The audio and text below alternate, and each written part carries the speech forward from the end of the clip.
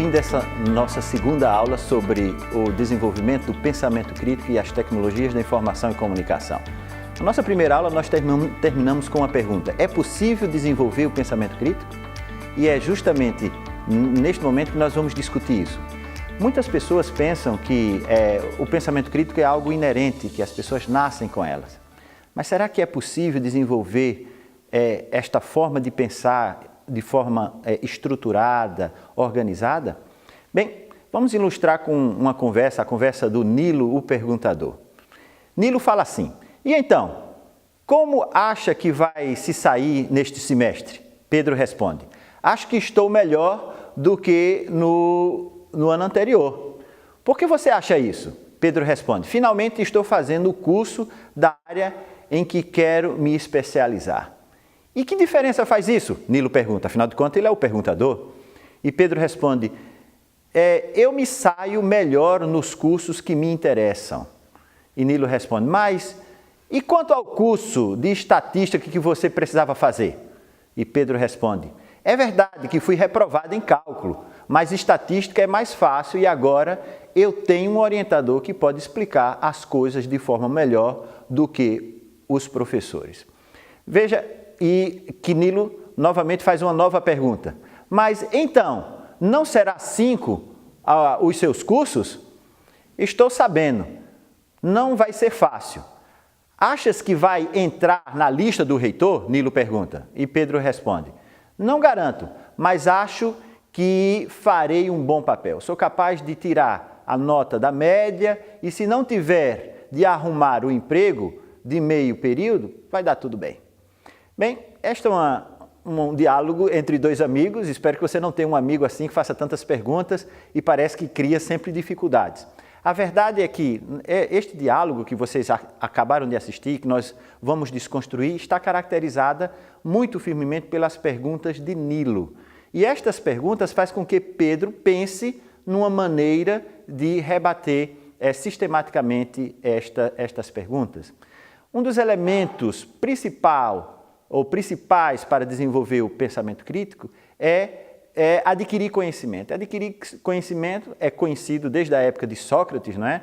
Através do questionamento socrático, se faz através do questionar a natureza, questionar em volta. Também é possível aprender a desenvolver o pensamento crítico desaprendendo os maus hábitos que nós falávamos na aula passada, que é julgar que já sabe. Então, desenvolver o pensamento crítico implica desenvolver competências e habilidade. Adquirir conhecimento significa questionar, significa aprofundar. Então, neste processo de desenvolver o pensamento crítico, que é possível desenvolver, nós vamos abordar em duas partes. E aqui nós vamos falar sobre as competências necessárias de um pensador crítico. Uma das competências do pensador crítico também é compreender e avaliar e modificar, se necessário, o seu padrão de pensamento. Então, quem pensa criticamente, ele está disponível a repensar o que ele pensava antes. No âmbito educativo, no nosso contexto da educação adventista, pensar criticamente está no fundamento das nossas filosofias. Vejamos, por exemplo, esta citação de Ellen White. Cada ser humano criado à imagem de Deus é dotado de certa faculdade própria do Criador, a individualidade. Faculdade esta de pensar e agir. É a obra da verdadeira educação desenvolver esta faculdade, preparar os jovens para que sejam pensantes e não meros refletores do pensamento de outrem. Ou seja, no âmbito educativo, pensar criticamente é um dos fundamentos básicos. Nós queremos que os nossos jovens pensem criticamente, não sejam pensantes inativos ou passivos que reproduzem ou refletem o pensamento de outra pessoa, mas que pensem por si mesmos, que possam tomar suas próprias conclusões. Em contexto educativo, o desenvolvimento do pensamento crítico é necessário o estímulo do questionamento e da argumentação. Esses são dois elementos primordiais, fundamentais para o pensamento crítico. Pensamento crítico não se resume a questionar e a argumentar, mas não é possível promovê-lo de forma plena sem o desenvolvimento dessas duas competências, a competência de argumentar e de questionar. Veja, da agora em diante, nosso curso sobre integração das tecnologias e pensamento crítico, TIC e pensamento crítico, estará orientado muito por essas duas competências. O pensamento crítico não se resume, como já foi dito, e aqui nós repetimos, a questionar e argumentar, mas não é possível desenvolver pensamento crítico sem questionamento, sem argumentação. Nós precisamos, então, nos aprofundar. O que é isso de aprender a fazer perguntas? E o que é isso de aprender a questionar? Qual o padrão de questionamento em sala de aula? Esta pergunta é muito importante que nós possamos perceber para compreender e modificar o contexto do pensamento crítico, do questionamento e da argumentação em sala de aula. Qual o padrão de questionamento em sala de aula? Quando nós pensamos e os pesquisadores mergulharam para estudar o perfil de questionamento do professor em sala de aula, puderam perceber que o discurso em sala de aula é dominado pelo professor. Então, o professor fala o tempo todo, ele domina o discurso em sala de aula. O professor também formula muitas perguntas. Existem pesquisas que apontam para quase 3 perguntas por minuto.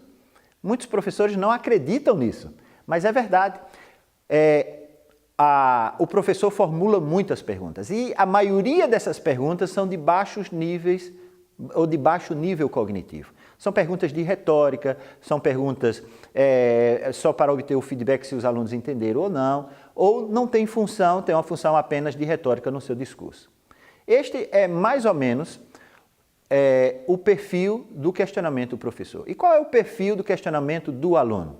Bem, as interações dos alunos em sala de aula é muito centrada no professor. Quando o aluno pergunta alguma coisa, esta nunca é direcionada para os seus colegas, é sempre direcionada ao centro de todo o processo, que é o professor.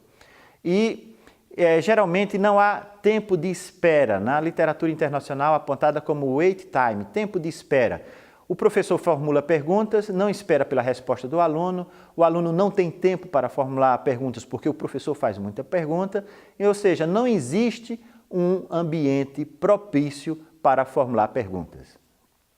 Portanto, é muito difícil, num ambiente em que o aluno formula poucas perguntas, formular perguntas de baixo nível, e essas perguntas são de baixo nível cognitivo, que os alunos possam desenvolver a sua potencialidade de questionar, de formular perguntas. E aqui nós temos 2 imagens. Uma imagem que mostra os alunos todos levantando a mão, querendo perguntar, típico de uma determinada faixa etária. E na outra imagem, nós vemos aqui uma sala de pessoas já jovens, adultos, onde temos uma única pessoa a perguntar ou a não haver perguntas nenhumas. Por que ocorreu essa transição de jovens, de juvenis, de crianças que gostam de perguntar para um contexto em que não há exposição de perguntas orais, por exemplo?